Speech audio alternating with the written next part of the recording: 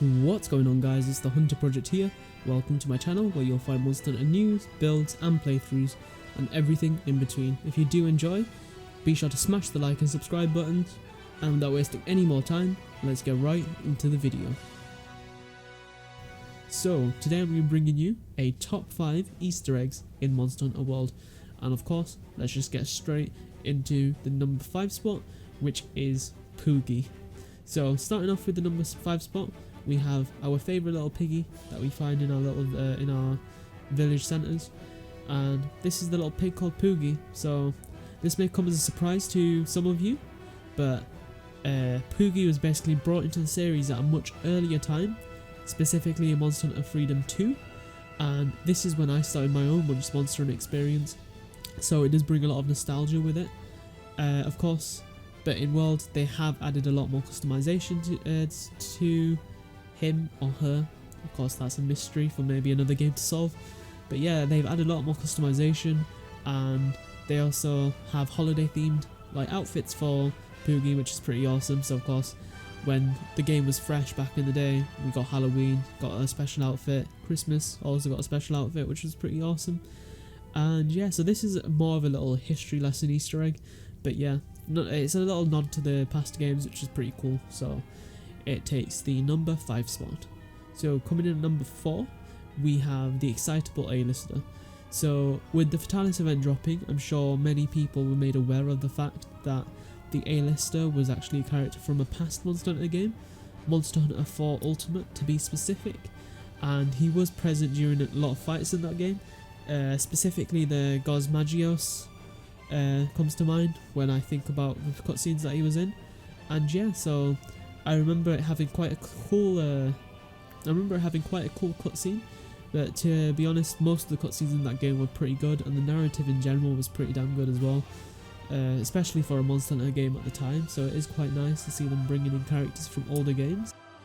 It is always nice to see some continuity in the games as well, so that's pretty awesome. But obviously, don't get me wrong, there are some other references that link the games together, but it was never in a proper character showing up, like as frequently in the story as the A-lister does in World. It was usually just some dialogue text that would give some hints to the previous games, but for the most part, it was a really good little callback that they brought back in this character, and especially with the Fatalis tie-in. So yeah, let's get right on to the next one. So coming in at number 3, we have the Witcher Easter egg. Well, it's more, we'll be looking at the shield and sword specifically from the Witcher event. And of course, this isn't really a secret Easter egg or anything, because it is a fully fledged quest to play as Geralt. But I just wanted to add some insight on little details that you may not have picked up on, or you may not have noticed if you're not a Witcher fan, or if you haven't played Witcher in general. And yeah, so basically these two little details that they added are when you guard with the shield and sword, that it's called the steel and silver sword as the weapon, and basically your shield enables Quen as the animation, which is pretty cool. So that's basically just a magical shield that Geralt uses to negate damage in his own series. And on top of that, when you perform the shield bash, he performs Ard, which is another sign that he uses in his own games and his own little franchise. I say little, it's massive, but in his own franchise, and that is basically a gust of wind that blows enemies away, of course. And yeah, I just think it's pretty cool that they incorporated 2 signs without having to actually create new moves, so the game doesn't stray too far away from the Monster Hunter experience, even though it is a collaboration with the Witcher series. But yeah, it's a pretty awesome Easter egg. And at number 2, we have the Huntsman. So once again, we are striking some Freedom 2 nostalgia area. However, this is quite an awesome one, to be honest. So the Huntsman is actually a character that we've never seen in game before, but we have seen a cutscene way back in the day. And of course, if you never played any of the older Monster Hunter games, you would just see him as a regular NPC character of World. But so he was actually in a previous game back in Gen 2. We had a cutscene of the Hunter crafting some armor, and it was just a little following the story of a hunter that we didn't really know too much about. And of course, we could just kind of assumed that it's either a random hunter just for the sake of the cutscene, or it's trying to represent the player, or even just both. and it was just a visual entrance into the game. And it does turn out that that exact hunter, it's actually the Huntsman, even down to the Radiant armor he has, which is quite a unique design with the little feather on the top. And yeah, so it's a pretty cool Easter egg and a great callback for long time plans. So taking the #1 spot, and this is quite biased of course because it is a top 10, or sorry, a top 5, and I just couldn't resist.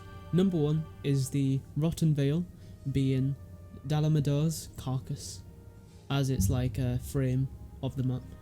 So this was discovered quite early to the launch of the game, and I'm pretty sure if you do keep up to date with little details of the game and little Easter eggs, you probably would have heard about this. But if you've looked at like little details that they've added to world that they've had since the game's release, basically the Rotten Veil's layout is a dead Dalamadur, and it is actually quite visible when you look on the map.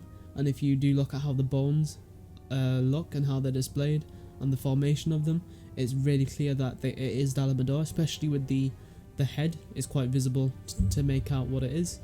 And yeah, it's just a pretty awesome Easter egg that they added. Really good little callback to 4 Ultimate, as Dalamadur is a pretty fan favourite monster. It's a really good Elder Dragon. It was massive in scale and had a really fun encounter.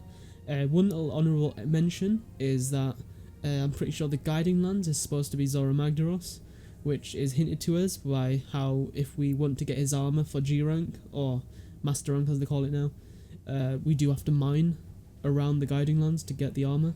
So it is suggesting that we are actually mining a Zora Magdaros without the game actually stating it. But as cool as that is, I do prefer Dalamadur, since it is, you know, a callback to a previous game, which I always love. I love continuity, and yeah, it's just a really cool Easter egg.